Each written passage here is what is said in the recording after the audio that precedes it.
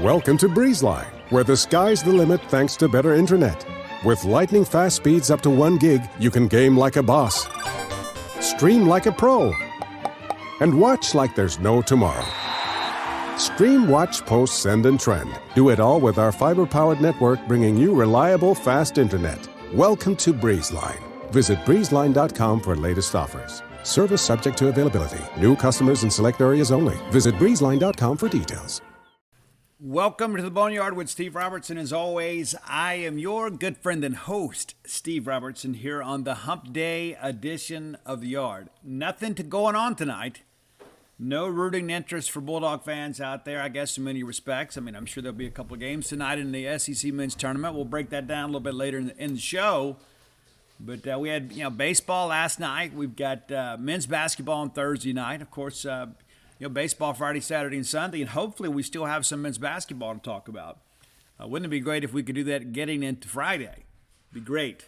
Need to win that ball game on Thursday. But Bulldogs take care of Valparaiso last night. We're going to talk about that on today's show. The reality of it is Bulldogs baseball has been so inconsistent this year. But we put together back-to-back pretty complete games in many respects. And so, the hope is we're still getting better. We bring in a Lipscomb team this weekend that, we should be able to handle. Let's be honest about that. And as I mentioned on the show Monday evening, ordinarily you schedule some, cupcakes. And I hate to say it in those terms, but, early on, you play some teams to kind of get a sense of yourself. Botwood State playing Arizona State in the second weekend, and then going to the Frisco Classic this weekend. A bit of an anomaly in the schedule as you play a team that ordinarily maybe you'd play in week 2.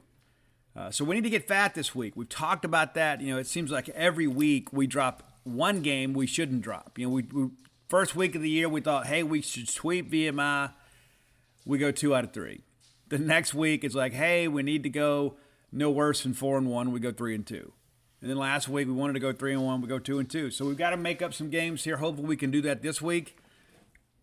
And the reality of it is Mississippi State baseball should go 4-0 when you're playing Valpo and Lipscomb. You may not know this. Mississippi State 6-0 all-time against Lipscomb. Now 3-0 all-time against Valpo.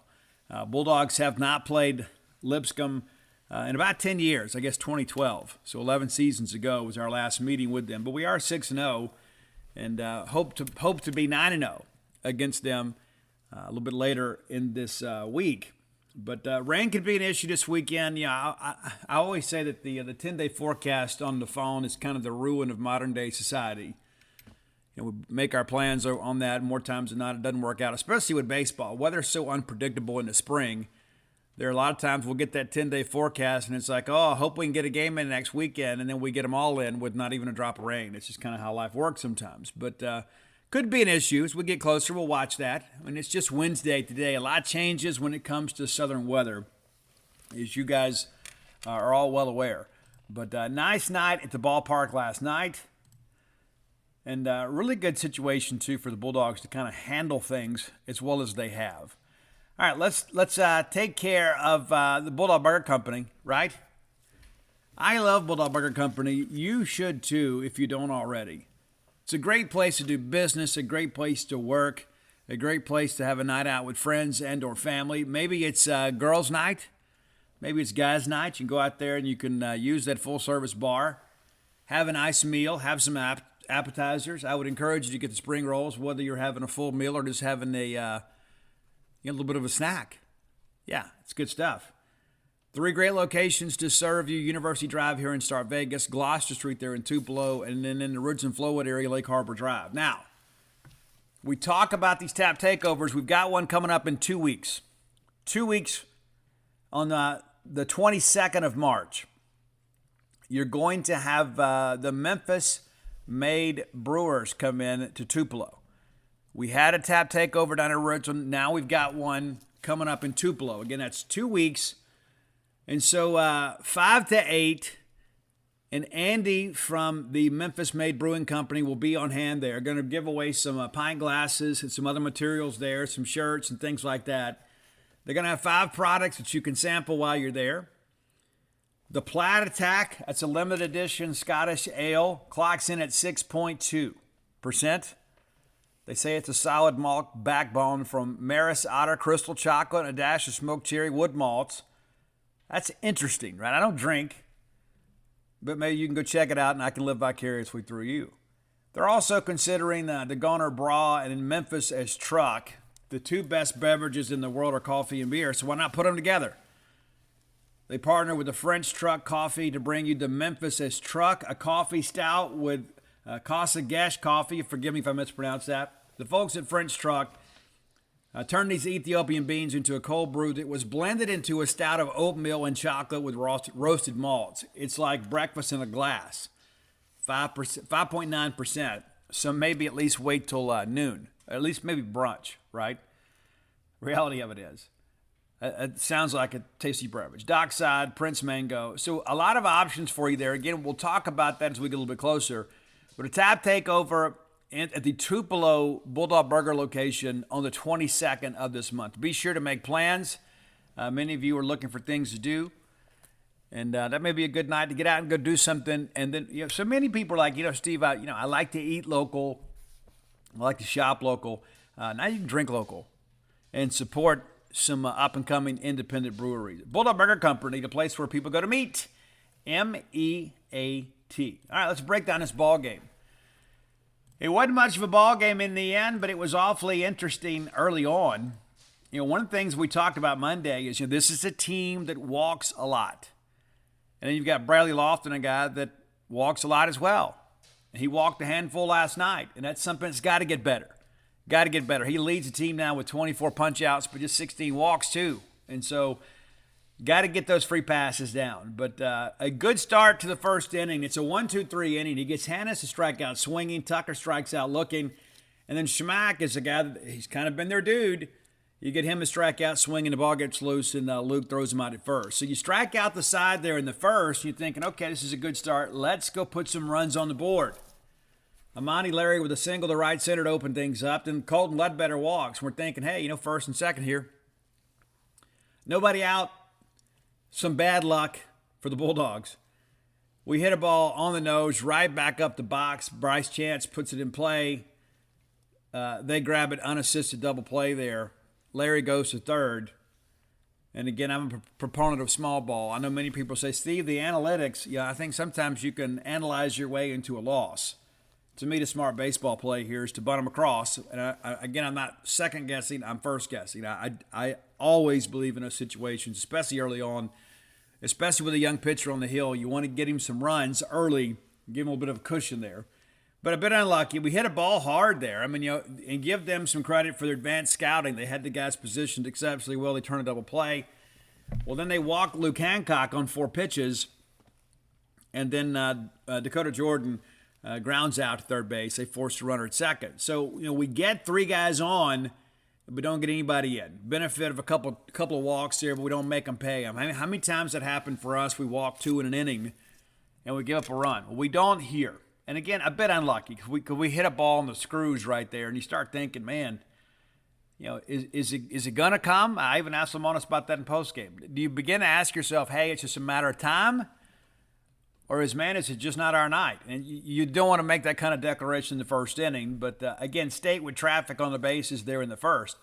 All right, so we come out there in the second, immediately walk Renfro on 5 pitches. And then we pick him off. And so good job there by Lofton. And then it's a K-swinging of Skrine, and then we get Maka to ground out to the pitcher. So he's faced the minimum through 2. We talked about that with Sanchi over the weekend. Gerangelo Sanchi, according to him.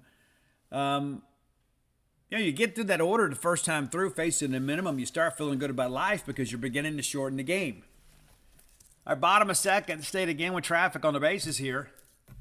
Hunter Hines singles to right field, and don't let that guy get going. I'm just telling you, don't let him get going. It's good to see him swinging it well, too, and it looks like that little hamstring issue he had seems to be okay. But singles the ball to right field, hits it well. Kellum strikes out swinging, and then Lane walks.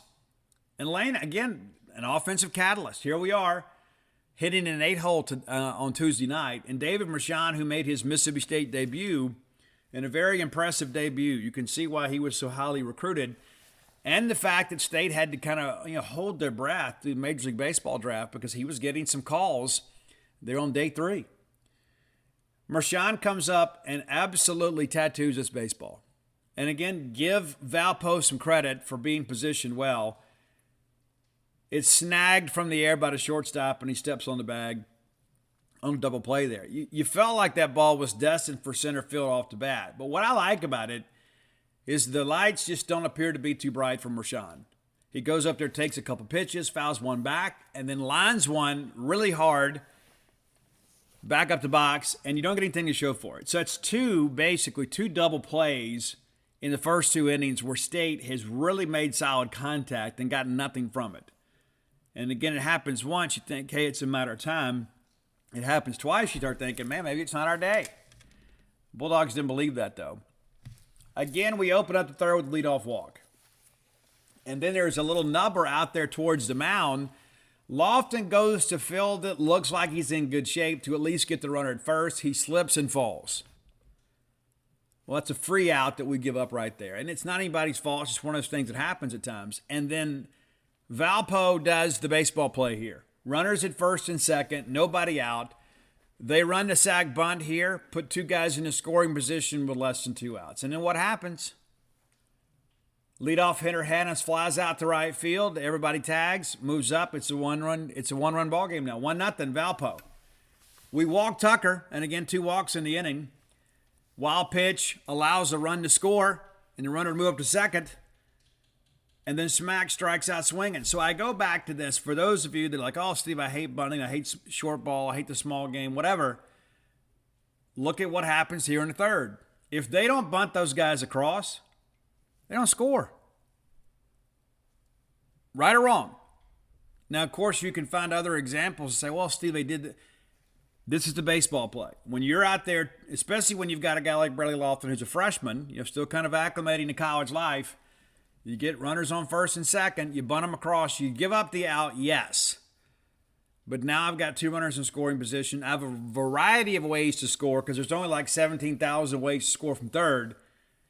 2 of those are sac flies and wild pitches. That's what happens. So you put these guys in scoring position. Again, you don't sacrifice them over. Let's say Ryan K's and then Hannes flies out. Well, then you tag and go. Now you got runners second, third. So maybe you get the 1 run. But you improve your probability of scoring when you sacrifice those guys across, especially when you lead off hitter because you got 2, 3, and 4 coming up. And you got to think those guys are hitting 2, 3, and 4 for a reason. So they make the baseball play, and it pays off for them. It is a 2-0 ball game midway through the third. All right, they end up making a change here and bring in Jablonski in place of McCluskey. We weren't sure how long McCluskey would go because he's normally a weekend guy. But, give him credit. Even though he had a little traffic on the base pass, he makes the pitches and really got some good defensive play to get him out of some trouble. It's not like he just rolled up ground balls. Those balls were lasers. All right, bottom of third, Amani Larry flies out to center. Ledbetter strikes out swinging, and you start thinking, okay, well, we're going to go quickly here. And then Bryce Chance, and I love him hitting 3-hole. He's not the traditional 3-hole hitter. This is a guy that when we have runners on base and 2 outs and Bryce Chance steps up to the plate, I expect us to score. Now, the situation is much different here, but Chance lines the first pitch back up the middle. And then Luke Hancock doubles down the line at third. And now, what's interesting about that, too, we had some really big hits going backside. A lot of people are working that shift against our left-handers, against Hunter Hines and Kellum Clark and Luke Hancock specifically. And then Luke gets kind of inside outs a pitch just inside the third base bag. I would have sent Bryce Chance right here. I would have, and he may have been out, but I would have sent him. That ball kind of careens off the facade there in front of the berm. It's a long run for the fielder, and it's not an easy throw, but it's also not a difficult throw. It's kind of one of those intermediate throws, and he's got to pick that ball up off the ground and kind of on a dead run and throw it home. I would have sent him. They didn't. And then DJ flies out to center field. So it's still a 2-0 ball game, but again, State with traffic on the bases. A bit of a 2-out rally there. And 2-out base hits, as our friend Chad Dacus says, that's the key to life. That's the key to life. But we don't complete the rally. That's okay. You start thinking, all right, it's just a matter of time before we cash in here. Okay, top of 4, we don't allow the leadoff runner to get on here, right? First time in 3 innings. Renfroe flies out to left. Scrine singles to left field. Micah strikes out looking. He didn't like the call. He was absolutely mistaken. I think he's more frustrated with himself than he was the actual call because it was clearly a strike. Scrine then goes to second on a wild pitch. Thurston walks, but we get Reinertson to ground out to short on a full count. So that could have been, a negative situation there, but instead of us loading the bases here, we get the big punch out to get out of it. And when you're getting 11 Ks, some of them are going to be timely. Bottom of 4, this is when things break open here. Hines flies out to center, and then Kellum Clark steps up. We talk about working backside. Does a great job here. Hammers the ball to left field. Forsythe then singles to the shortstop. This ball's hit on the nose, too. Shortstop has to try to make a sliding stop, and he can't do it. Doesn't get the hop he needs. It bounces off his forearm into center field. Everybody's safe. Mershon comes up again for the second time with runners at first and second with just one out.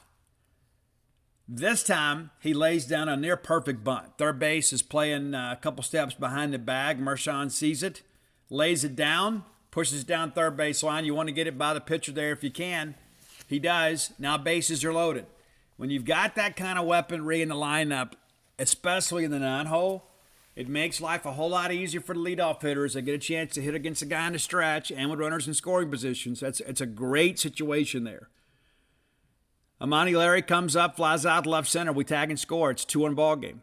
Ledbetter then singles through the left side on an 0-2 count, mind you. The game is tied. The throw goes to third. I'll be honest with you. Initially, I thought Mershon was out. They called him safe. They review it. They say the call is confirmed. He did get a tag on his foot, but it's difficult to tell where his hand was in relation to the bag at the time the tag was applied. They say the call is confirmed, which means that clearly he did make it rather than the call being stand, or stood. My goodness, if I could speak English today. Okay. Runners on the corners now. And then, I guess runners second, third, And I lose my train of thought sometimes. You have to forgive me. Chance singles to center field, and Ledbetter Mershon score. It's a 4-2 ball game.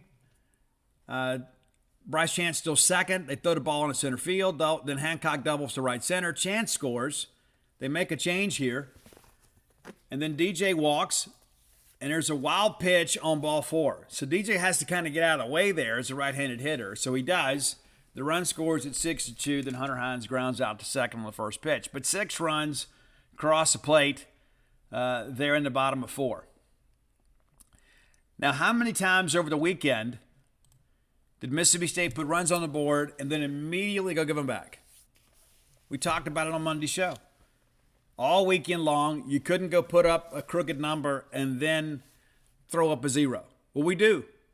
One of the better innings of Bradley Lofton's young career at Mississippi State, he strikes out the side. He gets Ryan on 3 pitches, Hannes on 3 pitches, and then Tucker on 5. So an 11-pitch inning. That's what you want. You want dominant pitching, especially after a scoring inning, because it gets you right back in the dugout. You keep pressure on them. And how many times have you been on that end of it? You're playing baseball. It's like, okay, all right, let's go get even. Let's get one of those runs back. And then you don't. And then next thing you know, you're right back on defense. And they have a chance to start scoring again, which is precisely what happens. Kellum Clark works for a base on balls here. Forsythe K's looking. I thought strike 3 was right down the middle. I thought the one before was a little bit up. Mershon then singles to left field, advancing Clark to second. You see Mershon, again, 3 at-bats. He's put the ball in play all 3 times. Amani Larry walks on 4 pitches to load the bases, and then Ledbetter flies out to left. So it's an RBI sac fly, but it is now a 7-2 ball game. And again, walks instrumental in this. Doesn't matter who you are, where you're from. You start walking people at some point, the chickens come home to roost. Bryce Chance flies out to center field. It's now a 7-2 ball game. Lofton comes out for the 6th, his final inning of work here, and has to face 3-4-5. Gets a strikeout of Schmack, walks Winfro, strikes out Scrine, and then Maka flies out to left field. So it goes to the heart of the order there rather efficiently. You do give up the walk, and that's got to get better. It does. But these guys not making good contact on Bradley Lofton. And that's part of kind of keeping the ball down. You tell young pitchers, keep the ball down, keep the ball down. When you look at Lofton, where is he missing? He's missing down, right? He's missing down. That's a big part of it. Big part of it. So if you're going to miss, you want to miss down. But the bottom line is, Lofton's kind of growing up before our eyes. We knew that he was a dude. He's becoming a college dude. Our bottom of 6, State removes all doubt here. And again, this is what you do when you get people on the ropes. You got to keep stacking runs. You got to keep putting pressure on them. We do. Hancock grounds out to second base. Jordan then singles to third base. And this is like a chopper here. It's just kind of a wild play there. I think they initially ruled it an error. The guy had to go elevate. And again, maybe I'm just too old school for this new age scoring, but if an error is when a guy doesn't make a routine play. When a guy like Saturday, that poor kid from Cal, they saddled him with an error. He's on a dead run at full sprint into the wind, and a ball gets off his glove, and they call that an error. And it wasn't like he was under it. I mean, it's like he's lucky to even get there, and they saddled him with an error. And this is where they called this an error. They go back and fix it. DJ hits the big chopper. The guy has to go elevate, can't come down with it cleanly. That's a hit. It's a hit. And then Hunter Hines homers to right field. Homers to right field. And then Kellum Clark back-to-back, homers to right field. The ball that Hunter Hines hit, absolutely ridiculous. And the one Kellum hit was a laser, too. Forsythe is then hit by the pitch. I don't think it was retaliatory. I just think they were missing spots there. And then Lane gets thrown out stealing, and he was out. Kind of questioned the call sending him there, but I like the fact that we're remaining aggressive. Mershon then walks, so he reaches base safely 3 times in 4 plate appearances. Larry then walks, and you think, hey, we're fixing tack on some more, but Ledbetter grounds out the first unassisted. So bottom of 6 ends with State up 10-2. So we come back out for the 7th, and that's the night's over for Bradley Lofton, and we're going to detail his numbers here. But, Colby Holcomb is a guy we were counting on a great deal. His first outing was not good. A victim of some bad luck against Oklahoma, 3 errors in the inning. Or maybe it was Ohio State, but 3 errors. Terrible. There's 2 outs in that ball game in that inning, and he gets multiple ground balls and can't get out of the inning. He's doing his job. So a bit of a tough luck at times for Colby, but Colby's going to be really good for us. We need him to be, because I want to hear cult of personality at Duke Noble Field a bunch of times, because when I hear that, I want to know that we're winning. But Holcomb comes in as a good job, and we kind of substitute liberally here, bring in Will Hull, Connor Hyzak, Nate Chester. Mershon moves over to short. And we get a ground out to short, and we get Reinertson to strike out swinging. They pinch hit for Warfield, and it's a strikeout looking. Kind of an extended at bat there. But Holcomb, a 1-2-3 inning. You get Lofton out of there. You get the hard-throwing lefty out of there. You bring in the imposing right-hander, and it's just kind of more of the same. All right, State ends this ball game here in the bottom of 7. Bryce Chance walks, and then Hancock walks. We pitch hit Aaron Downs for Jordan, and he walks. Now the bases are loaded, and you start looking at this thing and start thinking, you know what, if there is a 10-run rule in effect, and there should be, we might be about to hit it. They make a pitching change. Von Siebert comes in, strikes out looking on 3 pitches. Then Connor Hyzak walks, which forces the run in. And then Nate Chester rips one through the left side against a drawn-in infield, makes it a 12-2 ball game. Another run comes in and scores. It doesn't count. It's academic at that point. It is a 10-run rule, which means Valpo has been 10-run ruled in back-to-back ball games. It's good to see the Bulldogs get out and stretch. Hey, Bulldog fans, you want to win like your dogs do? It all boils down to recruiting. It's not just about development. It all starts with recruiting. The same is true in business. It's as simple as that. You need to recruit more MVPs to be a part of your business to help you win. Because if you're hiring, you need Indeed, because Indeed is the hiring partner where you can attract, interview, and hire all in one place. It's probably their best feature. Indeed is the only job site where you're guaranteed to find quality applicants that meet your must-have requirements, or else you don't even have to pay. Instead of spending hours upon hours combing through multiple job sites, hoping to find the right candidates with the right skills, you need one powerful hiring partner that can help you do it all. That's Indeed. They partner with you every step of the process. Find great talent through time-saving tools like the Indeed Instant Match, assessments, and virtual interviews.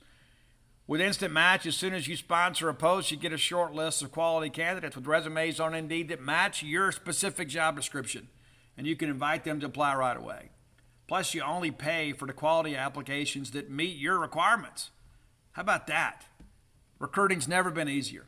Start hiring right now with a $75 sponsored job credit to upgrade your job post at Indeed.com/boneyard. That offer is valid through March 31st. Go to Indeed.com/boneyard to claim your $75 credit before March 31st. Again, that's Indeed.com/boneyard. Some terms and conditions apply. But you need to hire, you need Indeed. Be sure and check them out today. You'll be absolutely glad you did. Welcome to BreezeLine, where the sky's the limit thanks to better internet. With lightning fast speeds up to 1 gig, you can game like a boss, stream like a pro, and watch like there's no tomorrow. Stream, watch, post, send, and trend. Do it all with our fiber-powered network, bringing you reliable, fast internet. Welcome to BreezeLine. Visit breezeline.com for latest offers. Service subject to availability. New customers in select areas only. Visit breezeline.com for details. Legs a little bit. Valpo falls to 6-4. State rises to 8-5. Bradley Lofton credited with his first collegiate win, so congratulations to the Lofton family. He was kind of saddled with a loss earlier this year. He was far from the issue. But look at the numbers here. Amani Larry is 1 for 2. Colton Ledbetter 1 for 3, but did have a couple of RBIs and a walk. Bryce Chance 2 for 4 with a couple of ribbies. Luke Hancock 2 for 3. 2 walks also for the captain. Dakota Jordan 1 for 3, also with a walk. Hunter Hines 2 for 4. Had a couple of ribeye steaks with that big long shot to right field. Kellum Clark 2 for 3 and also with a walk. And really some quality at bats from Kellum. I think he's starting to kind of get locked in now. He's had a couple big home runs here the last 2 ball games. Lane Forsythe 1 for 2, also with a walk. When you're getting that kind of production in the bottom third, get a chance to turn the order over, you feel pretty good about that. Nate Chester, of course, 1 for 1. David Mershon 2 for 3, and of course he did have the walk. And so you start looking at the Bulldog regulars and the Bulldog lineup. Granted, it's not a powerhouse pitching staff by Valpo, but they do have some guys, with some level of experience. But listen, this is not a team we're going to look up at the end of the year and say, man, that was a big turning point for us. It's just not. We went out there and took care of business as we should. And what's interesting, too, we hadn't talked about these numbers in a while because it seems like, people have so many negative things to say about our players, and then when things get turned around, they kind of disappear. But Lane Forsythe, the much maligned Lane Forsythe, is hitting 289 right now. 289. That was the big thing early on, right? Lane's not hitting. And then he wasn't playing defense, right? Not the way that he should. It's one of those things you look at. You start thinking, okay, you got to do one or both, right? If you're not going to hit, you got to be able to be elite defensively. And we were making mistakes. Let's look at some game-by-game numbers here with Lane Forsythe. All right, so Lane opens up the year going 1 for 3, hitting .333. Small sample size, right? Goes 0 for 4 the next game. He's down to 143. 0 for 4 the next game. He's down to .091. He goes 0 for 2 against UL Monroe. He's down to .077. So 4 games into the year, we're ready to clean out his apartment, key his car, and run him off the baseball team, right?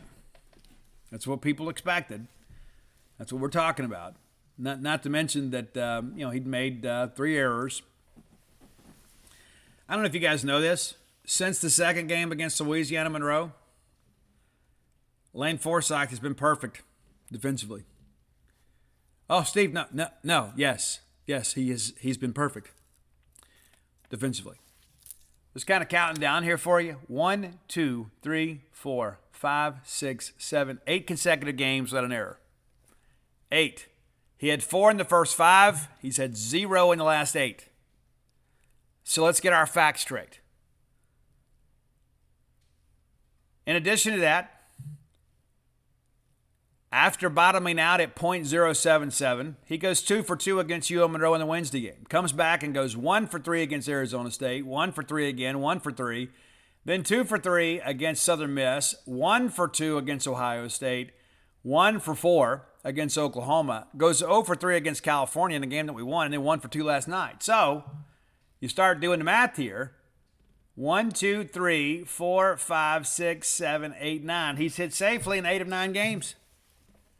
So now he's not committing errors. And now he's starting to put the ball in play. And his batting average has risen to .389. Now, he was as high as .310. Of course, going 0 for 3 against California kind of hurt him a little bit.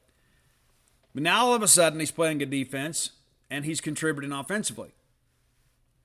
And he's got 14 walks on the year. And that's big out of your 9-hole hitter because he's turning the order over and giving your guys a chance to hit against guys in a stretch. What's interesting, and maybe you've kept up.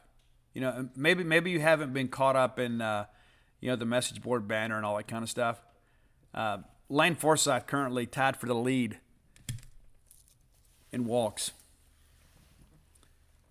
Oh, you didn't know? Oh, I'm sorry. Maybe Twitter's not always the best source of information.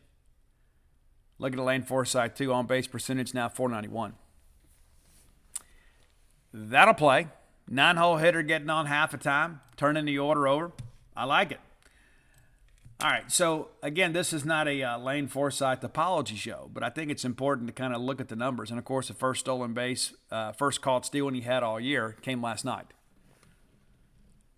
Bulldogs doing a good job running the base. It's 22 of 24.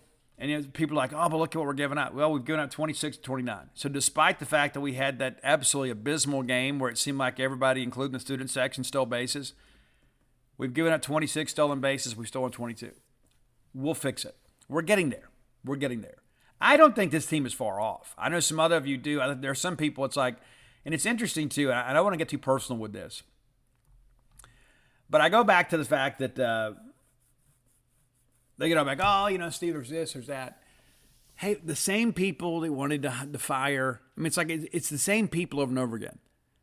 It's like, okay, we need to fire Joe. We need to fire Mike Leach. Need to fire Ben Howland. Need to fire Nicky McRae-Penson. Need to fire Lamonis. Need to fire Dr. Keenum. It's like, I don't know if you know this, but we're never going to go undefeated in every sport. Not going to happen. There's going to be ups and downs. We're in the most competitive neighborhood in all of college athletics. We have one of the smallest budgets. I'm not making excuses for anybody. But the answer is not always firing anybody. Sometimes it is. Sometimes you need to fire somebody. This isn't one of those cases. Period. You can continue to post your stuff. I'll continue to post mine. I go back to something Dan Mullen said years ago. And there's a reason he's in the position he's in, and the reason there's a position we're in, the reason we're in. The reason we're in the position we're in, right? We're not charged with making these decisions. Mississippi State has 15 hits last night, 12 runs, and you say, hey, you expect that. Hey, listen, Valpo's a good mid-major team, but Mississippi State is considered a college blue blood. We should be able to go smash these type of guys, right? That's how it should work. And we did. We got to get fat this week. I'll say it all week. You got to eat when food's on the table. This is it for us. We got to go get fat this week, get ourselves some juice. We head to Biloxi next week. Those should be some winnable games for us as well. But you start looking at this and hey, maybe we found some things in Frisco. I know I'm hopeful we left some of these walks in Frisco. We played a complete game on Sunday, played a complete game last night. I know it was a 7-inning game, but we were good in every aspect. Now we prepare. They got the day off today. Lamonis told everybody stay away from the stadium. Just take the day off. And then we'll come back and play Lipscomb. Now we'll preview, the Lipscomb Bisons in depth on the Friday show. But they're 5-7 right now. And they got a ball game tonight against Belmont.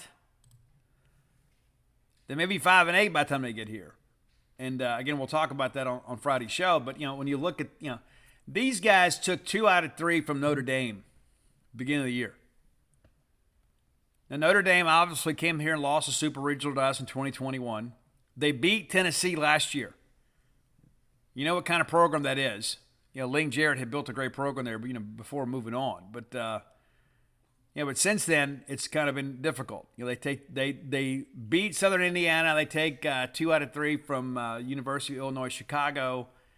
They lose at Tennessee Tech, and then they get swept by Auburn. Then they lose to Georgia Tech. So they enter tonight's game on a 5-game losing streak. So you start the year feeling pretty good about yourself, taking down Notre Dame, and then you lose, 5 in a row. And of course, all those games are on the road. They'll be at home tonight against Belmont, against the Bruins, and then they'll hit the road to Mississippi State. So we'll see how things go. And again, we'll break that down further on Friday's show. But we need to sweep, and that always sounds like almost sacrilegious to say that. We need to sweep. Period. We need to sweep, and we need to do it without walking the ballpark. We don't need a repeat of a Southern Miss win. Hey, you'll take the dub, but we don't need to go out there and have the same issues, even though we win. We need to go play clean and pitch clean and not issue a bunch of free passes. And our pitching, as erratic as it has been at times, should be good enough to go out there and mow Lipscomb down. And all of a sudden you think, okay, if we win those 3, then you piece together a 5-game winning streak before you go to Biloxi. And we'll worry about Biloxi when we get to Biloxi. But those are some midweek games there that you really can ill afford to lose. You find a way to win those, and all of a sudden you got a 7-game streak heading into the road trip to Lexington.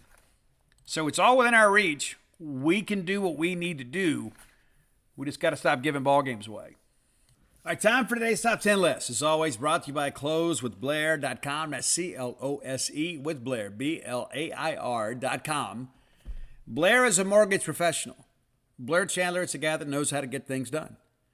21 years of experience in the mortgage industry. Maybe the dream of home ownership has eluded you. Look no further than Blair Chandler. If anyone can get it done, it's Blair. Top 1% close ratio in the country in back-to-back years. Works with Fairway Mortgage, a very reputable lender. Recently voted number 1 in customer satisfaction. I don't care who you are, where you're from. You stay in any industry for 20 years, you're getting things done. Nobody lets you hang around for 2 decades as a substandard employee, and that's, Blair's a closer.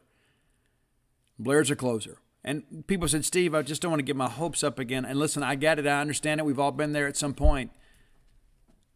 But if you want to make this thing happen, you need to let Blair Chandler work with you. Let me give you Blair's number, 601-500-2344. Again, that's 601-500-2344. You can call or text him today. That's his personal cell number. You're not going to have to go through some big call center or anything like that. You go directly to Blair. You're going to have a personal relationship with Blair. He's going to guide you through this process from start to finish. And if there's any way your loan can be closed, Blair will be the guy to get it done for you. Again, that's closewithblair.com. Mention to him you heard about him on the Boneyard. He's going to pay for your appraisal. That's a $500 value. Again, that's 601-500-2344. All right. I don't know what's happening with Spotify. I think that maybe perhaps some of our lists are getting removed. I don't know. I think maybe they get stale dated after a while. People told me no, that once you get it out there, it's out there forever. So maybe we've never done this. I believe we have. But we've had some people that have said, I'll tell you this. There's only, I would say, when we did the RA list, R-A, RA, man, my inbox lit up. People say, how did I miss this band? These guys are incredible. And they are. I love RA. Oh my gosh, do I love their band. I need to see them live at some point. I would say the only other relatively new modern rock band, even though they've been around now 10, 15 years, that you guys have responded to have been Hailstorm. And I'm confident we've done a list at some point. But you know what? They've released a couple of albums since then. So we're going to revise our top 10 list. Because Roy thinks we haven't done them. I believe we have. He went looking for it. I don't know why. I think maybe somebody requested it. I'm a big Lizzie Hale fan. My wife and I have met her. She's very down to earth, loves her fans. It's kind of like one of us that's just kind of living a dream. It's like one of our people. Like they just went and plucked somebody out of the rock crowd and put her up on stage. She just happens to be incredibly talented, an incredible singer, and my interactions with her have been extremely positive. I'll tell you that. There's so many people that you meet, and if somebody was rude to me, I would tell you. But you hear things from other people, and oftentimes I think it's maybe it's you and not them. People are like, oh, this guy was rude to me. What do you expect? I mean, they're real people doing a real job. I mean, it's not like everybody's not on all the time. Like you see these sound bites on YouTube and you think, I want that same interaction. It doesn't always work that way. You got to give people a chance to be human. But the small doses that I've been around Lizzie Hale, it's been very good. All right, so Hailstorm, of course, it's Lizzie and her brother RJ on the drums. This band, again, not just what you'd expect from some people. And I'll tell you, one of the things that I love about Lizzie Hale is she gets out there on Twitter and she talks about being a freak and freak in a good way, right? I don't just mean in a sexual, inappropriate way, but she talks about being different and being yourself. And she is a person more times than, has really encouraged people like, hey, if you're having a problem, let me know what it is. She doesn't owe that to people. It's just kind of who she is. You would think somebody that's this big rock star, and I think she's the best rock singer since Janis Joplin on the female variety. I do. I absolutely love her voice, and that's not hyperbole. I truly believe that. I think she is phenomenal. Yes, she's better than Lita Ford.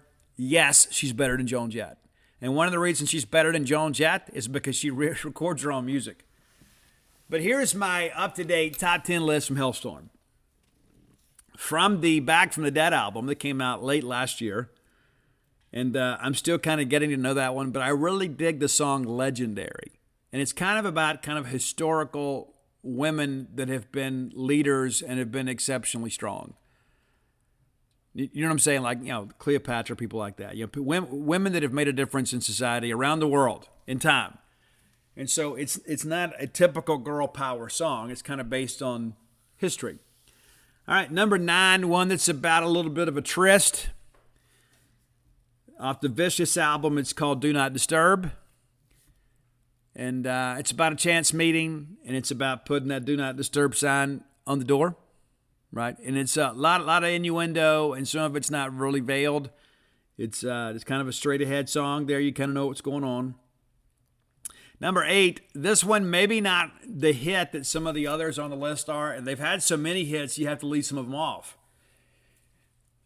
This is one of my favorite Hailstorm songs, and it's called I Like It Heavy. Now, it's not the big, maybe it hadn't the commercial success many of the other songs are, but I love this one because it's kind of a trip down memory lane for me. My favorite line in this song, and I get chills even repeating it to you guys, is when she says, since I was 13 years old, I've had my fist to the sky. That's how I felt too, man. I've been going to shows my whole life. Supporting the rock culture, supporting live music, being part of the family, being part of the movement. It's true. And so when I hear I Like It Heavy, the vocal on that is incredible. I love the guitar. I love the crunch on it. It's great. I think it should have been a bigger song. I think it should have been a bigger hit. So maybe you check it out. I Like It Heavy from Hailstorm, number 8. Number 7, this goes back to, I guess, the second album, that the Strange Case of. It's a song called I Get Off, and it's another one that's kind of laced with innuendo. And you can check it out. I Get Off is probably one of those songs, it's kind of like a Peep and Tom song. So it's kind of like, it's a little bit creepy in some respects. Number 6, I remember listening to this song. This is way back, like back in maybe 15 when this song broke. This is like in the infancy of all of the craziness that went on, in the Hugh Freeze thing. And then all of the, I was so upset about the fact that nobody in the in-state media would cover any of this stuff, with the Ole Miss NCAA investigation. Even though there was evidence out there, and tried to pass that story along to people, and they just wouldn't take it. But I remember I was on the way home from Charlotte after the Belk Bowl, and this song came on, and it just kind of struck me. It's like, you know what? I'm going to have to be, I'm going to have to make a decision. Do I want this story to die? Or are we going to make a big issue about it? Are we going to bring this thing to light? And this song kind of became a theme song for that, but it's a song called I Am the Fire. I love it. And some days when I need inspiration, I put it on. Number 5, this goes back to the very beginning, that self-titled Hailstorm album. And basically the chorus is, I'm in love with somebody, but it's not you. It's kind of like a slap in your face. But it's a little bit clever. It's a very catchy song. You can see why it was a hit. It's not you.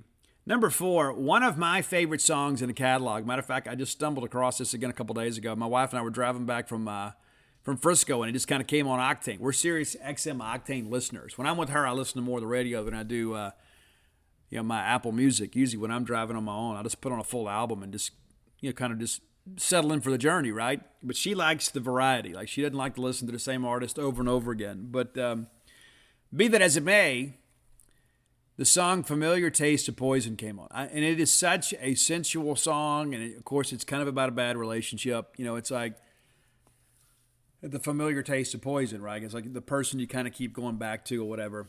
And there's one part she says, I don't want to be saved. It's like there's this relationship. It's not great for you, but you just can't stay away. So Familiar Taste of Poison. I love the vocal on it. I love the way the song is composed. There's so much about that song to like. Number 3, and this is really, I think, when, Lizzie Hale kind of began to exert her own character into this. And it's the song Freak Like Me. And it's not necessarily about innuendo. It's just about being an individual. It's like, I'm going to be my authentic self. And I had the discussion, I guess it was Emily Bennett, that, and forgive me if I'm wrong, but we put out something, hey, but, I'm just going to be me, and I'm not going to apologize for it. That's just kind of how I feel, too. And I don't expect people to be apologetic around me either. If you really believe something and you have passion about it, I am perfectly okay having that dialogue with you, even if I disagree with you. I don't need everybody to agree with me in order to feel good about my own takes, right? Sometimes I learn something. There are other people that say, oh, Steve, you're wrong about this. And I'm like, you know what? Maybe I am. Maybe I am wrong here. I think that's a better part of maturity. I don't have the corner of the market on good ideas or good information. There are a lot of people out there that know more than me. I think accepting that and admitting that is a very positive thing. But the song Freak Like Me is just one of those things, to me, it's anthemic. It's like Lizzie Hale sitting up there saying, you know what, hey, I'm different. I'm going to be me. A lot of people have looked down upon me and judged me for my values or whatever. And I'm just not going to be slowed down by that. I'm going to be me. I'm going to be a freak. And it reminds me that I didn't include this one, but there's a song where she talks about that called Can I Get an Amen, which is kind of tongue-in-cheek. All right, number 2, I love this song, and I think that maybe it's a little bit contrived, to be quite honest with you. I think it's kind of written to be a radio hit. Maybe I'm wrong.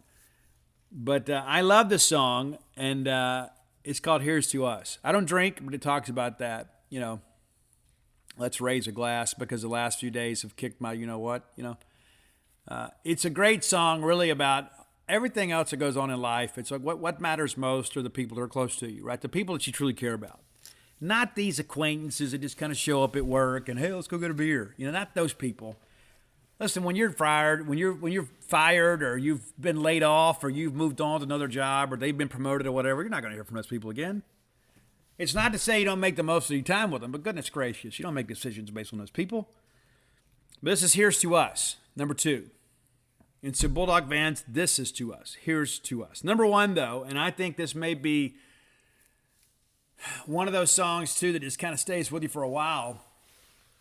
I remember the year this thing dropped. It was named the number 1 rock song in America.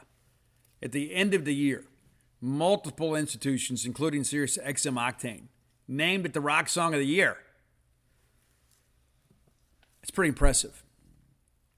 It's a song, and I love the way it opens up. It's all this attitude. It's 1, 2, 1, 2, 3, 4, and then like the guitar comes in, and Lizzie counts them down, and then like you're on this journey. It's a great rocking tune called Love Bites, and so do I. I absolutely love it. I love the attitude in it. I love the female energy in it. I love the fact that Lizzie Hale is so incredibly amazing as a vocalist. And the fact that she's not scared to put herself out there. It's like, you know what? This is who I am. This is my personality. So here you go. It's not an act. This is my authentic self. And I'm going to sing about it. And I could have put a list of 20 Hellstorm songs together. Lizzie Hale, I can tell you. And I listen to a lot of rock, right? I mean, there's a lot of people out there that I love, like Taylor Momsen, love her. I think Maria Brink is pretty good from In This Moment. My wife's a bigger fan of them than I am. There's a lot of great female singers out there. There's none better than Lzzy Hale. And it's not just because she can do the operatic stuff and carry the long note. She's got some grit. She's got some gravel in her vocals. She has more range of anybody in rock music. And I think she is an iconic singer in rock music. If you're unfamiliar with Hellstorm, Lzzy will pull you in and keep you in. Like once you put on a few songs, you're like, hey, she really is good. You listen to this list, you're going to want to know more. I'm doing you a solid by turning you on to Hellstorm. And I've had so many people, when we've talked about them, like, Steve, I love this band. Hellstorm is incredible. How did I never hear about them? I don't know. I guess we don't listen to the same channels. But I've seen them in concert a handful of times. And every time I do, I come away even more impressed. Not just with Lzzy, but with the band. And listen, Lizzy's not some eye candy up there just to front some heavy metal band. She is legit. She is the main attraction. She is the rocker. And I don't just mean because she's easy to look at. I mean, she's an attractive lady, but she's not Pamela Anderson or anything like that. Don't get me wrong. She is legit. She is a real rocker and has a great message. And again, some of it at times gets a little bit raunchy. And I get that aspect of it too. But there's no doubting her songwriting talent and her singing ability, and she is a killer guitar player on top of all of that. So enjoy your Hellstorm Top 10 list today. Be sure and check it out at Dogmatic67 on Spotify. You can follow Roy on Twitter, also at Dogmatic67. He doesn't tweet out pictures of his food or anything like that, right? He's not going to be out there like shopping and sends you, gas is $3.26 today. That's not him. Really, about all he ever tweets about is Mississippi State and about the top 10 list. So be sure and check him out. And you can find our great list on Spotify at Dogmatic67. And that's one thing we've talked about here lately is some of the contemporary bands, like some of the bands that we really like, that maybe we did a top 10 list with, say, 3 years ago, have released 1 or 2 albums since then. So our top 10 may be changing. So we may do like a top 10 revisited, like we've done with Hellstorm here. And again, I believe Roy doesn't think we did the list. I believe we did. And I don't know what happened to it, but we're happy to do it again. And again, some new tunes. And check out their newest album, Back from the Dead. If you're an old time Hellstorm listener, go back. And those of you that were with us when we saw, who was it? I guess Scrooge and the Coast here a few years ago when it was Shinedown, Papa Roach, and Paper Cup Massacre and Hellstorm. How much fun was that? For sure. But thanks as always for your support of the top 10 list. If you have an idea for the top 10 list, reach out and let us know. You never know. We just might do it. And again, I didn't give a name on the Gary Rossington list because we had about a dozen people that reached out to me and said, hey, Steve, you got to do this. You got to do it. You got to do it. You got to do it. So don't get your feelings hurt. I didn't want to have like a top 10 list of top 10 requesters, right? So thanks as always for the support. And be sure and let us know what you want to hear in the future. All right, next segment of the show is always brought to you by Campus Bookmart. I love Campus Bookmart. You will too. If you're unfamiliar, let me encourage you, next time you're in town, go by and see their smiling faces. Great crew there. Everybody will treat you like family because in their minds you are family. Doing a great job for a great fan base. Campus Bookmart, a Stark Billion institution. Miss Kathy Brown, the lovely, talented Susie, Miss Pam Minyard, the whole crew there. They'll take care of you. Many of you need to outfit your family for the upcoming spring. Kids are getting bigger. Maybe you're getting bigger or smaller. You need some new gear. You can find it at Campus Bookmart. If you can't make it to town, let me encourage you to visit them on the World Wide Web, courtesy of Al Gore's Internet, at campusbookmart.net. And by being a loyal Boneyard listener, we'll give you a phrase that pays. That is BSR, which stands for Beautiful Steve Robertson. That gets you free shipping on all orders over $75. Any order less than $75, absolutely incomplete. Again, it's campusbookmart.net. Okay, as I mentioned at the opening of the show, no rooting interest in many respects for Mississippi State today as we have a day off, right? And spring football got underway yesterday. I'll be out there Thursday. Paul Jones, Dave Murray, Robbie Falk covered for us yesterday as Mike Namath and I covered baseball. Be sure and go check out our free content at genespage.com and kind of get up to date with Paul does a great job keeping up with the depth chart and things of that nature. Of course, Dave Murray with a nice feature on Will Rogers yesterday. So while there is baseball and basketball going on, you can kind of get your football fix at genespage.com. Okay, tonight in first round SEC tournament action, 6 p.m. Central, Ole Miss will open against South Carolina. The Rebels, of course, 11-20, playing with an interim coach, 3-15 in the SEC.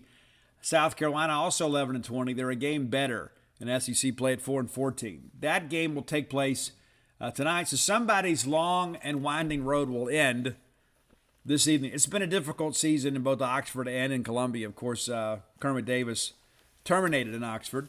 A lot of discussion about who Ole Miss will hire. And a couple days ago, it was like, hey, it doesn't look like Chris Beard's going to be the guy. Now, there's a lot of talk they may be, so we'll see. The nightcap, I guess they're both at night, but LSU and Georgia. LSU finishes dead last in the SEC this year. It's interesting, too. They haven't even been sanctioned yet. And they're already struggling. 13-18 overall, 2-16 in the league. They will take on Georgia.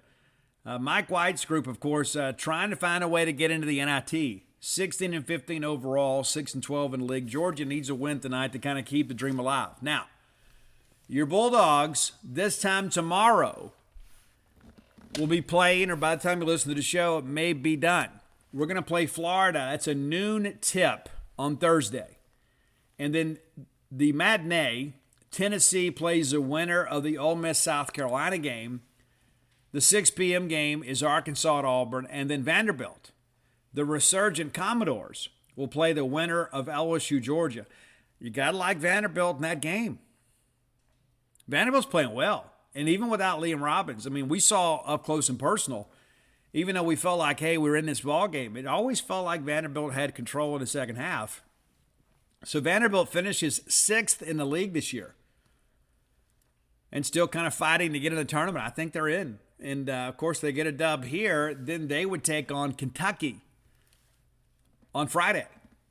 So if your Bulldogs win tomorrow, and we expect them to do so, we do. We're going to talk about the Florida Gators here shortly. But the winner of that game plays number 1 seed Alabama at noon on Friday. And then in the matinee on Friday afternoon, Missouri, who finished 4th, Bulldogs split with the Tigers, will play the winner of the Tennessee/Ole Miss South Carolina game. A&M plays the winner of Arkansas-Auburn on a neutral floor. A&M exceptionally good at home. 15-3 in the league. You got to feel good about that. But how will they play on a neutral floor? Yeah, we'll see. So Friday is kind of moving day, but for us, tonight is just a chance for us to sit back and watch some SEC basketball, even though it's the 4 worst teams in the league. This is a fun time of year. Crazy things happen in these conference tournaments. And the good thing for State so far is a lot of teams around them on bubble watch are losing. I firmly believe with a win over Florida, Mississippi State is in. There are some people that think we're in either way. Joe Lenardi currently has us in the last 4 in, and I think that's kind of assuming we beat Florida. You beat Florida and you lose to Alabama, I think you're okay. Of course, you beat Alabama, you're in great shape. Just don't expect that to be the case. So let's take a look at the Florida Gators.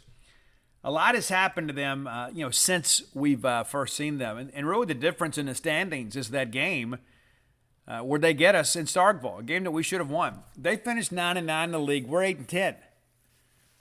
Had we defeated them, I don't even think we're having this discussion. And because of the fact the way the seeding worked out, we'd probably still be playing them. But I think you feel like, hey, this is a game that Mississippi State should win. You wonder how deep the tournament's going to go. You don't need these bid stealers. We would need the chalk to hold everywhere else. But, again, Florida, in the league this year, awfully interesting. It's really been, a season of streaks. They open up losing at Auburn. They didn't lose to A&M by 3 in College Station. Played them pretty well. They beat Georgia, win at LSU. They beat Missouri. Missouri was ranked 20th at the time, so put together a 3-game winning streak. They lose in College Station by 2. A lot of that's Castleton, right? They come to Starkville. They beat us by 2. In a game that free throws were just abysmal. I don't think we made a 3-point basket in that game, if memory serves me correct. They then go blast South Carolina. They lose at Kansas State. They beat Tennessee by 13 in Gainesville and then lose their next 3. They get off the schneid by beating Ole Miss, and everybody does, and then resume their lose 3 in a row. So they lose 6 of 7 there in a crucial stretch in February. But they've got it together here as of late. They win at Georgia by 10, and then they beat LSU by 8. And, of course, those 2 teams, not great teams, they're playing tonight. So it's been an up-and-down year. Yeah, and first-year coach, things kind of, it's kind of how things go. But when you start looking at this deal with Florida, you wonder, why aren't they better? All right, Colin Castleton is 6th in the SEC in scoring with 16 points per game. He's a dude, and kind of as he goes, they go. Outside of that, you got to get all the way down to 30th in the league with Will Richard averaging just under 11 points a game. And then Riley Kugel, of course, has come on here as of late, 9.7 points per game for them. But it's one of those deals you start looking at and you start thinking, this is about matchups. I'd like to go back now while we're together and let's look at kind of what went wrong in the last time we played them. We were a different team back then, too. You say, well, I'd love to play them again. We're about to get a chance to play them again. Would have loved to have had a chance to play them again at home. That's not how these conference tournaments work. But, we felt like that Florida game was winnable. It was winnable. And we had come through a very difficult stretch, right? We had lost to Alabama and Tennessee. We beat Ole Miss, lose a terrible game in Georgia, lose on the road at Auburn, and then we get beat by 11 by Tennessee. So, State was not playing well at the time. We felt like Florida was a chance for us to kind of get right. We're 1-5 before this ball game. We lose this one and lose to Alabama. So you get down to 1-7, you start turning some things around. But Castleton had 13 points against us. Richard with a dozen. Alex Fudge had 7. Kyle Lofton with 6. And then Marion Jones, just 2. Riley Kugel with a big 3 with the clock winding down, had 8 points, 22 minutes of action, but 2 of 5 from 3, and both of those were big. Also had 5 rebounds in the ballgame. But field goal percentage, they shot 41.8% and nearly 42% from beyond the arc. Just 50% from the line, so we didn't lose a lot of ground there. We did make some three-point baskets. I guess I was thinking of the Auburn game. We're 4 of 17, and then 7-11 from the line. And, again, you start looking at this State, we lose by a basket, but 39% from the floor, so you lose in that differential. And we couldn't convert from 3. We made 4 of 12 in the second half, could not buy a basket from beyond the arc in the first half. Only made 11 shots in the first half. And then 7-11 from the line. But this was a very tightly contested game. It was tied 4 times. The lead only changed hands once. And just never felt like we could ever get over the hump. Good crowd that night. But, it's like we got an early lead, and then it felt like we were chasing Florida the rest of the ball game. They take the lead. Oh, let's see here. They take the lead with just about 3 minutes gone in the first half. And just kind of nurse this thing along. They get it out to around 10 and as many as 12. And then, State, I guess, one stretch there late in this first half, we're down by as many as 16. But the Bulldogs failed, just wouldn't give up. We refused to yield is the phrase I'm looking for there. In the second half, again, we're chasing them. And we start kind of reeling them in a little bit. You look up around the 12-minute mark, and we're just down 3, and then we pull even on a Deshaun Davis three-pointer. And you think, we have weathered the storm here. We've survived, and Rams Davis again ties the game at 43-all. We just could never seem to get a lead. Next thing you know, 4-minute mark, they pushed it out to 10. And then State narrows it back down on another Deshaun Davis three-pointer. You better expect Deshaun Davis to be a big part of their scouting plan.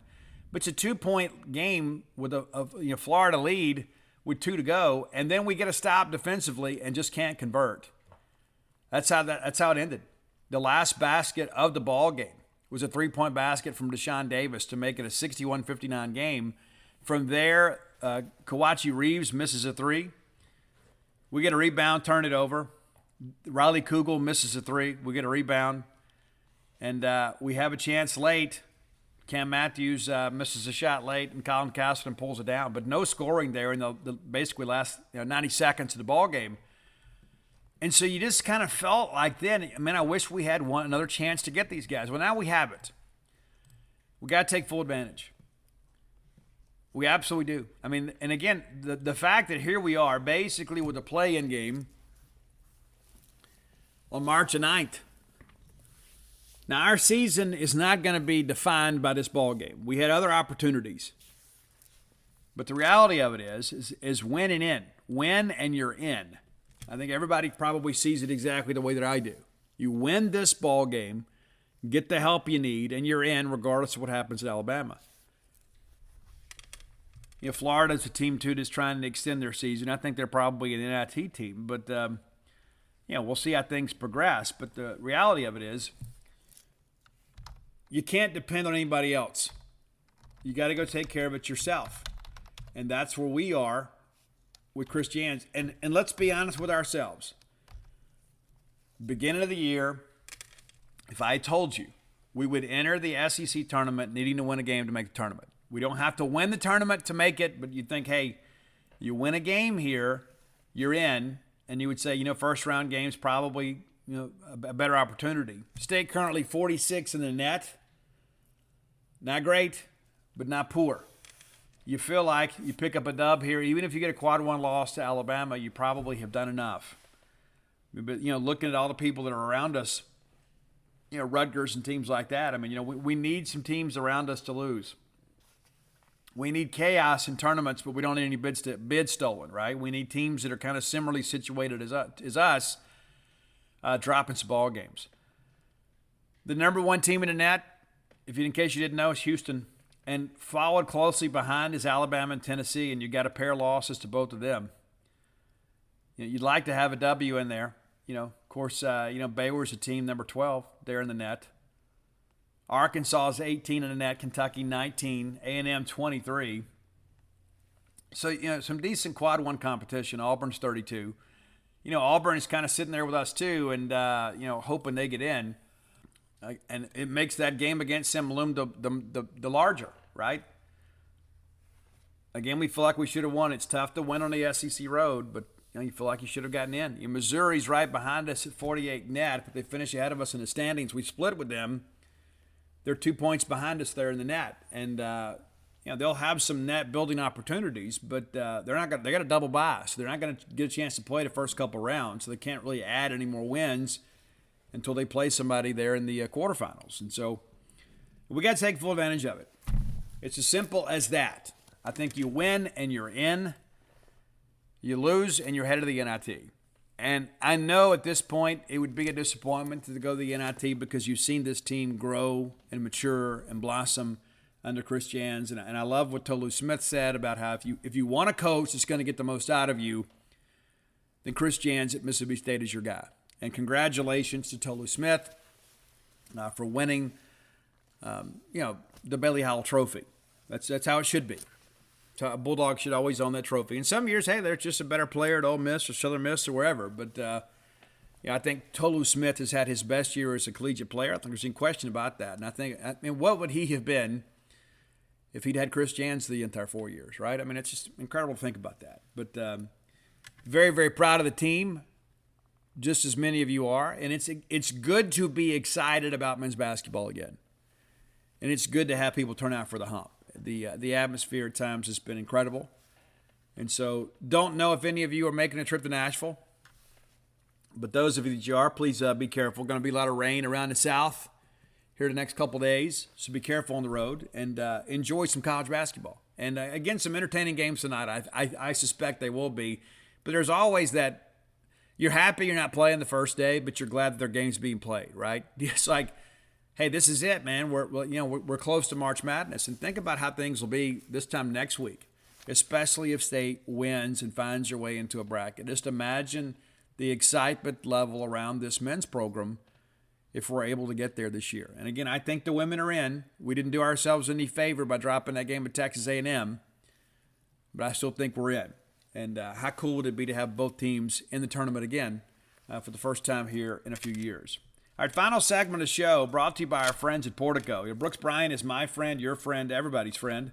He is a friend to Mississippi State. He is a friend to the greater Starkville area. He is part of a great group of developers. They're bringing this wonderful residential development to Starkville, Portico. Many of you have already been by there and checked it out. Some of you already have a place here in Starkville. Some of you are enjoying living a high life out of Portico. Very easy to get to. Turn off 82 on the 12, like going to campus. The very first right is Pat Station Road. You pass that road your whole life, never knowing where it went. Well, they've extended it, and now Portico is being built. You go through that four-way stop. Portico's right there on the right-hand side. You can start with a 2-bedroom, 2-bath home, go all the way up to a 4-bedroom, 4-bath home. And really anything in between. If you need a custom build, they can accommodate you. Maybe there are just some things that you have to have, some things that are uncompromising. You don't have to have the cookie-cutter approach that a lot of builders insist that you have. Well, this is what we're going to do. Hey, if you need a bigger nursery, you need a bigger office space, you want a bigger living area, they can accommodate you with it. Be sure and check them out today. Give Brooks a call or text at 601-416-8075. Again, that's 601-416-8075. Portico, so conveniently located close to campus, just 1.1 miles away from all things Bulldog. How cool would that be to be that close after living maybe in a foreign territory outside of the great state of Mississippi and say, you know what, I'm this close to campus, I can go to everything. I can get season tickets for everything, and I can be there. My friends, my neighbors from back home could come and stay with us. And how wonderful would it be to have your family all under one roof on ball game weekends? It'd be amazing. Make Portico your next move. Okay, let's take a quick look around the Southeastern Conference when it comes to baseball. Interesting day in the SEC, to say the least. And I know a lot of people say, well, these midweeks don't matter. They matter. I don't care what anybody says. They matter. If you don't think they matter, then wait till it's your team. It's being discussed by the Division I NCAA baseball committee, and you drop some game you shouldn't, and that's what keeps you out of the tournament. These non-conference games matter. It's just that's the reality of life. And those that suggest they don't just aren't paying attention. It'd be one thing, hey, if you're dominating your conference, then the non-conference doesn't matter. But when you're a bubble team, these things absolutely matter. All right, let's take a quick look at kind of what's happened since the weekend. On Monday, there was one game. LSU played Butler. It's an 11-0 game. Listen, and somebody keeps throwing this up too, like, oh, look at what LSU's done. LSU is great. Don't get me wrong. They're a great team. There's no ifs, ands, or buts about it. They should be. They spent a ton of money in the portal. They're doing great. But the thing that I ask myself is this non-conference schedule getting them ready? I mean, listen, Alex Box is an absolute hurricane home run deal. I mean, it's a hitter's park. They open up the year and they take all three from Western Michigan. A couple of those games pretty competitive. They run Rural Southern. They beat Kansas State. They lose to Iowa. They beat Sam Houston, and then they win at Texas 3-0. And then they beat Butler and have Central Connecticut State and Butler come in. And listen, those scores are gaudy. They really are. Have you ever looked at Central Connecticut State baseball? I mean, honestly. Did you know that Central Connecticut State even existed before I just said that? Did you? I would say most of you didn't. When are we starting to get excited about Central Connecticut State baseball? When has that become something that we're so excited about? Right? Central Connecticut State baseball. Yeah, they're 2-2 overall. They just began their season this weekend. I mean, everything else has been postponed. But it's like, Central Connecticut State. Oh, I know those guys. I don't. They went 29-18 last year. Give them credit for that, But did you think they'd give LSU a ball game? I didn't. No. But anyway, so they wind up their little classic down there, taking care of Butler, 11-0. And again, LSU is going to be difficult, especially on the offensive end, and especially if you got to play them in their ballpark, which we do. All right, Tuesday, and the Tuesday scores. Missouri beats Western Illinois 6-0. We've had both of those teams in Starkville over the course of the last several years. And Missouri 10-2. Good for them. Kind of glad we don't play them this year. They've been the turd in the punch bowl for us the last couple of years. Kentucky beats Murray State 6-2. We're going to be at Kentucky next weekend. They're 10-2 now overall.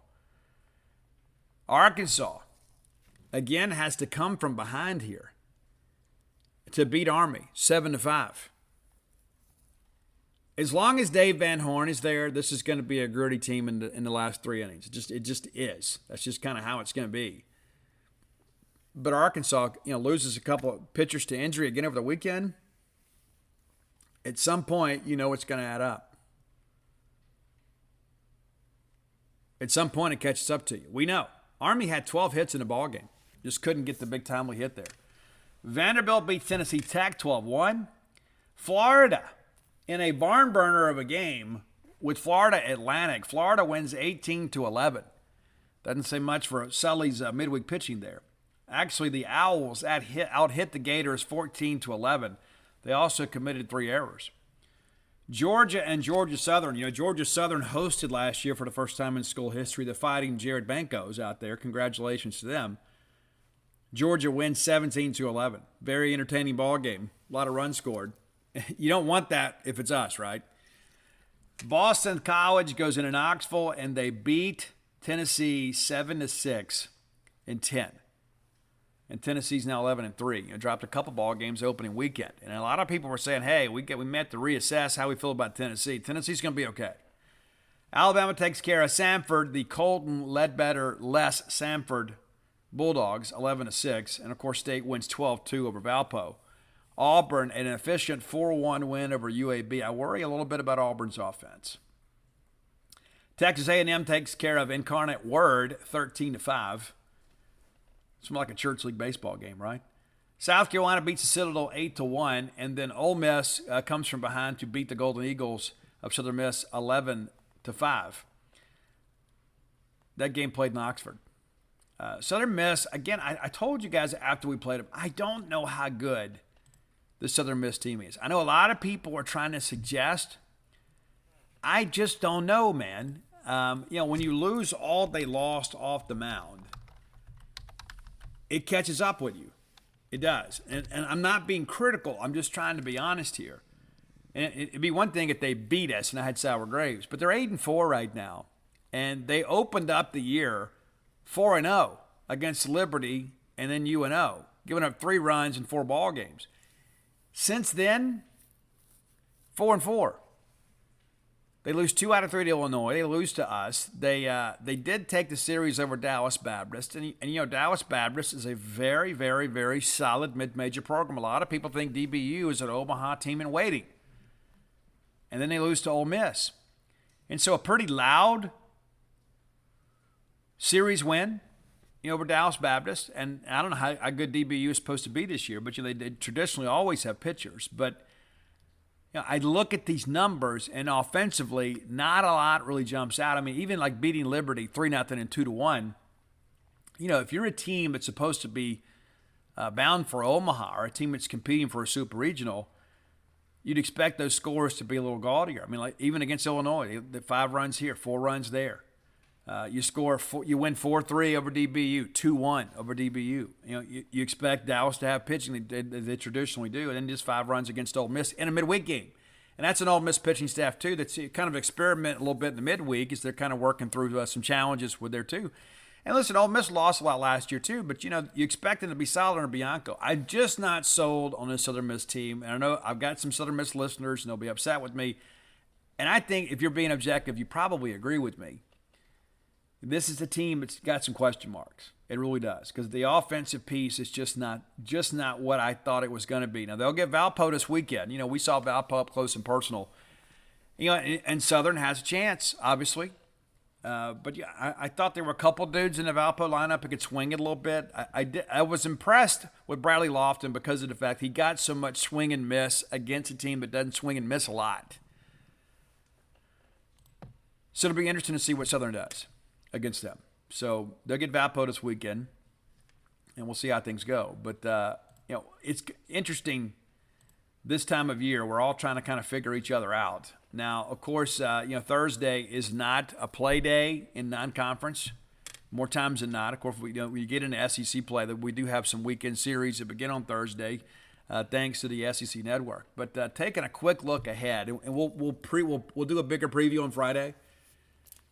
But this is a pretty good weekend in the SEC, and a lot of it's because there are people that are on a different scheduling format than us, and so as a result, they're playing some teams. We played Arizona State a couple weekends ago. Louisiana Tech goes to Arkansas. You know what a good job Lane Burroughs has done at Tech, and many of you are really fired up about the fact that they split with Ole Miss and they should have won the series. But the rules are the rules. I'm not going to sit here and say that people are like, Ole Miss cheated. No, Ole Miss didn't cheat. The rules are the rules, right? But Louisiana Tech going into Arkansas. Louisiana Tech's a team that's hosted regionals, and Lane's got them going up there. And I think Lane Burroughs is probably maybe the next guy to get the next big Power 5 job. I think he's certainly in line for that.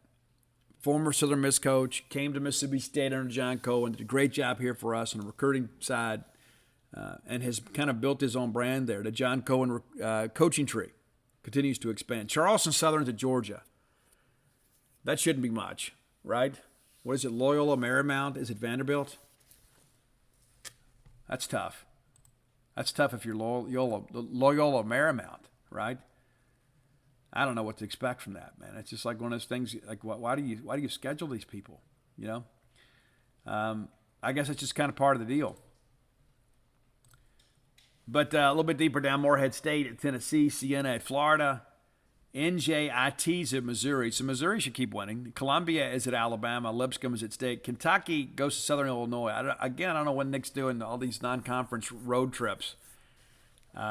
Southeast Louisiana is at Auburn. At Southeastern, a very good G5 program. Northern Kentucky, our friends from up there, will be at Texas A&M. Bethune-Cookman's at South Carolina. Samford's at LSU. And Purdue's at Ole Miss. And so that's a series, too. Could Purdue go in there and win a game or two? I don't know. Maybe. But, we look at the standings here, and, of course, they don't mean anything at this point. But, when I start looking at State has the most losses. And to me, that's troubling before you even get into conference play. And, again, you're still trying to find identity of yourself. And you've given some games away, but you can't continue to do that. You can't keep giving games away and expect to be there around in the postseason. But Alabama currently 13-0 overall. I think this is the team that has had some very smart scheduling. I don't think they're going to hold up in SEC play. It's kind of like that team that goes out there and schedules really soft in the non-district high school schedule.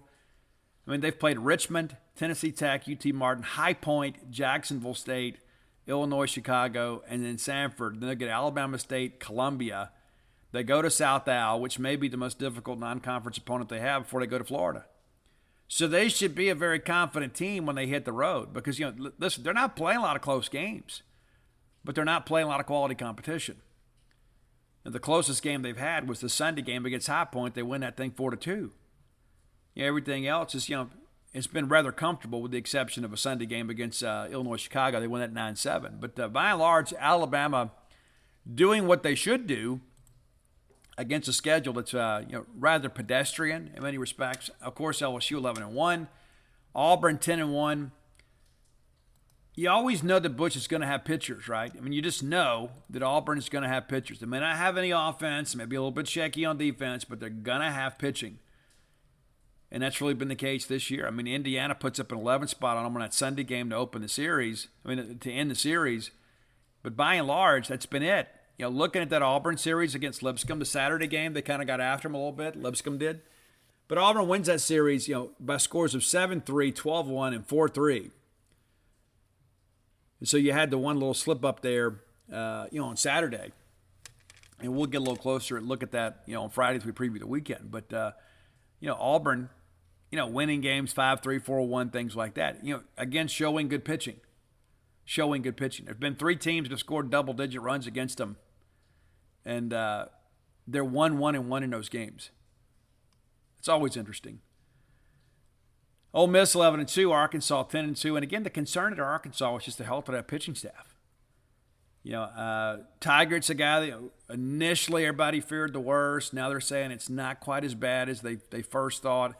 I don't know what I'm willing to believe about that, but I know that I wish him the absolute best. Texas A&M's 8-4. And again, A&M, a lot of people thought they were kind of a sexy pick because of last year. And listen, they were not great last year in the non-conference, and they got hot late. But again, they hadn't really played anybody of note until last weekend. Seattle U, and you lose to Lamar. You lose 2 out of 3 to Portland. You kidding me? They blast the Houston Christian team, and then they lose to Louisville, beat Rice, beat Texas Tech, and they beat Incarnate Word. So they've won 3 in a row, and they'll go back to Rice on Wednesday, which is tonight, and then Northern Kentucky. But it's like you look at all this, and you just begin to question this A&M team. And the thing that I look at is it's really offense. It's one thing to beat up midweek pitching from Incarnate Word. And what are you going to do on the weekend against an SEC starter? Again, I think like Alabama, and even though Alabama has navigated through the non-conference schedule unscathed, I think A&M scheduled smart, but they haven't taken advantage. Look at the east side here real quick. South Carolina, very intriguing team. They're 12-1. I'm still not sold on them. And I think they answered some questions last weekend. Because listen, let's just kind of say for what it is.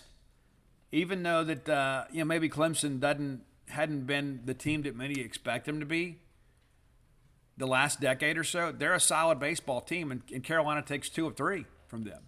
The lone loss on the schedule, of course, is at Clemson for South Carolina. But again, you look at the non-conference schedule: UMass Lowell, Winthrop, Queens, Penn, NC A&T. And again, the Clemson series kind of gets your attention a little bit. And then 8-1 against the Citadel. I don't know we're going to know anything about this South Carolina team until we get into SEC play. I told you guys at the beginning of the year I thought Kentucky would exceed expectations. And it's difficult to really, have a good barometer about that at this point because, again, I don't know who Kentucky has played. They lose the season opener to Elon and then put together a 4-game winning streak and then lose the middle game to Wright State. And since then, they haven't lost. They win the Sunday game against Wright State, beat Morehead State, and then win 4 in a row, including a weekend series against Indiana State. Those games are all competitive. But the thing I look at is the offensive numbers. You ought to be getting fat offensively when you schedule as light as Kentucky does. And listen, I understand weather is a factor, but the reality of it is Kentucky's not scoring any runs, and they're winning games 4-2, 7-6, that kind of stuff. But when you're having to nip and tuck it against Indiana State, what are you going to do against Mississippi State? But I do think Kentucky is a very gritty, gutty team. Missouri, of course, we talked about them a little bit earlier in the show. But they are 9-2, but have actually maybe played a little more competitive non-conference schedule than some of their contemporaries. They open up the opening weekend, and they go down there and they lose a 5-3 ball game to Oklahoma State. They beat Texas. They beat TCU. Then it's a 4-game set against Florida International. It's gotten a little bit lighter ever since then. But at least they were willing to go out and challenge themselves the opening weekend of the year and performed exceptionally well. You win a couple of 1-run ball games against Power 5 opponents, and you feel like, hey, it's a good start. And so, again, we'll see what happens with this NJIT deal. And then they go to Lamar, or they host Lamar next Wednesday before they host Tennessee.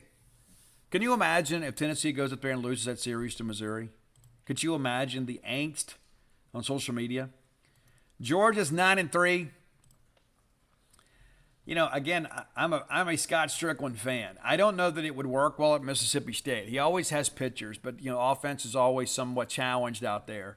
And that's the thing there's no reason Georgia should ever be mediocre in baseball. I mean, honestly, with the recruiting footprint they have, it just should never happen. But they open up losing to Jacksonville State, put together a nice little 5-game winning streak, and they lose to Princeton 12-11 on Sunday. Speaking of pitching. And then they lose, the final game of that Georgia Tech series. And I thought that was a good weekend for them. It's because Georgia Tech has historically been an NCAA tournament team.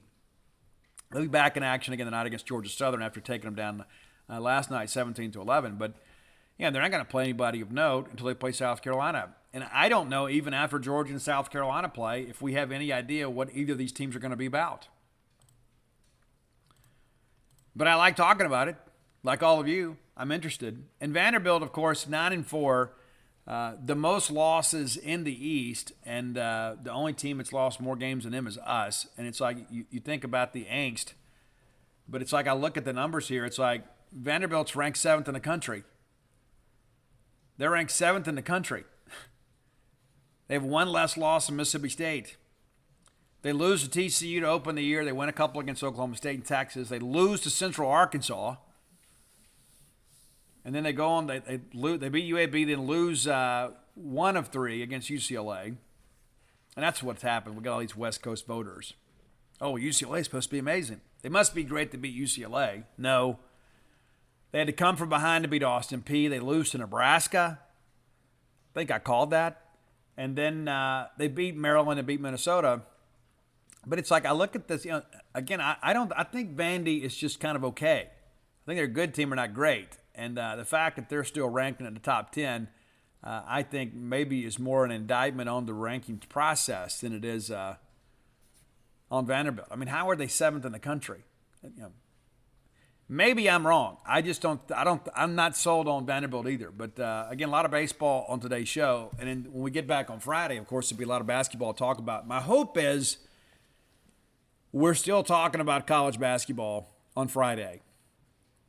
My hope is we're still playing college basketball on Friday. I don't expect that to happen, but wouldn't it be amazing if it did? So be sure tomorrow to tune in as the Bulldogs take on Florida. I'm always nervous when we have to play Florida. I don't know why. I guess maybe it's the old Mississippi State mentality in me where I think, oh, they've got all these resources. But you look at the numbers, you look at the matchups, and we should have beat them the last time. We should have beat them the last time. And we were reeling back then too. We were absolutely reeling. We weren't even sure if we could play in this league. And then it took some time, and of course we get the big win over TCU, and then things changed for us. So they're going to see a much more confident Mississippi State team. And I think we're going to see a pretty desperate Florida team that maybe feels like they got to go win this tournament or at least get to the finals. So it should be a good matchup. But the reality of it is we got to go take care of business. No matter what Florida feels about themselves, we've got to go get a W tomorrow at noon. Hope you have a good rest of the day. Enjoy the college basketball tonight. And kicks off a very exciting time of the year for all college sports fans. I mean, March Madness is one of the coolest things that ever happens year-round. Even though I'm really more of a baseball guy than college basketball. It wasn't always the case, I guess. In some respects, I guess college basketball, when we had some lean years in baseball, it kind of gave us something to look forward to. But if you're a fan of college athletics, how can you not love March Madness? And the hope that Mississippi State can be back in a bracket, that's the hope of all who cheer for the maroon and white. If you hadn't done so, go to dogpilebook.com. You can get all my sports books there. That's Flim Flam, Dogpile, Alpha Dog, Stark Villains. You can find Blooms of Oleander, my book of poetry, over at Amazon.com, BarnesandNoble.com, BooksAMillion.com, and Stark Villains gear always available at StarkVillains.com. And always come be a part of our great community over at JeansPage.com. Until next time, let's all live our lives in a way we make more friends than enemies, and people can see a difference in the way we live. Welcome to BreezeLine, where the sky's the limit thanks to better internet. With lightning-fast speeds up to 1 gig, you can game like a boss, stream like a pro, and watch like there's no tomorrow. Stream, watch, post, send, and trend. Do it all with our fiber-powered network, bringing you reliable, fast internet. Welcome to BreezeLine. Visit breezeline.com for latest offers. Service subject to availability. New customers in select areas only. Visit breezeline.com for details. Did you know that yearly Medicaid renewals will start again soon? This means millions of people who were enrolled in Medicaid during the pandemic may no longer be eligible for coverage. If this may impact you, the good news is you have options. Anthem Blue Cross and Blue Shield can help answer your questions so you can find an affordable health plan for you and your family. We want you to feel confident you're covered. Click to learn more. Policy exclusions and limitations apply. Anthem Blue Cross and Blue Shield is the trade name of Community Insurance Company.